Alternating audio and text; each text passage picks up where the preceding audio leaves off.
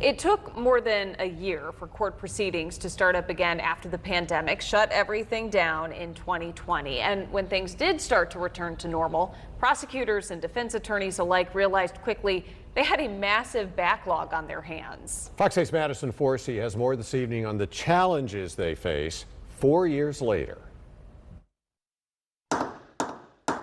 After the first gavel bang in Forsyth County in 2021, defense attorneys and prosecutors were faced with a new set of challenges. You can only try so many cases at a time. You can only get so many district attorneys, so many public defenders, so many private retained counsel, private assigned counsel to be able to handle these as they come up. The ever-present problem of staffing shortages.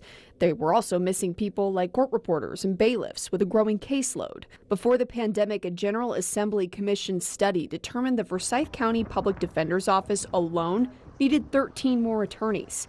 Caseloads doubled, and they haven't added to the team. It is coming to a crisis in a lot of areas in the state right now as to what's going to happen when we reach the level where, say, you have a public defender's office in the county, but we can't take these cases because we're already overburdened and can't. At that point, when there aren't any attorneys available, a judge looks at a bar list and chooses someone to represent the defendant. It's not a good idea, particularly if they're not regularly practicing criminal law. And Forsyth County is almost at that crisis point. There are 60 defendants sitting in the Forsyth County Jail who were cited for popping locks, an incident that pushed the county to invest millions in updating the jail lock system. Because there's nowhere we're going to find 60 lawyers who can just come in and say, I'm coming into town to do a first-degree misdemeanor or Class 1 misdemeanor and try this case or deal with this case, when you'd have to pull in people from all over the state, and nobody's going to come and do that. They have enough trouble covering where they are. Lead public defender Paul James says you also run into an issue where a witness's memory spotty or they get irritated their case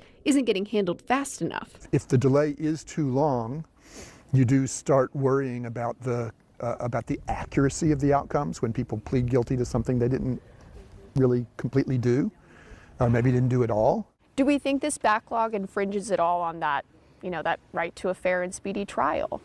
Yeah, we do have two different slogans that are at war with one another here, and one of them is haste makes waste, and the other one is justice delayed is justice denied. People working within the system say more robust pretrial release programs and more thought to decriminalizing nonviolent charges could help.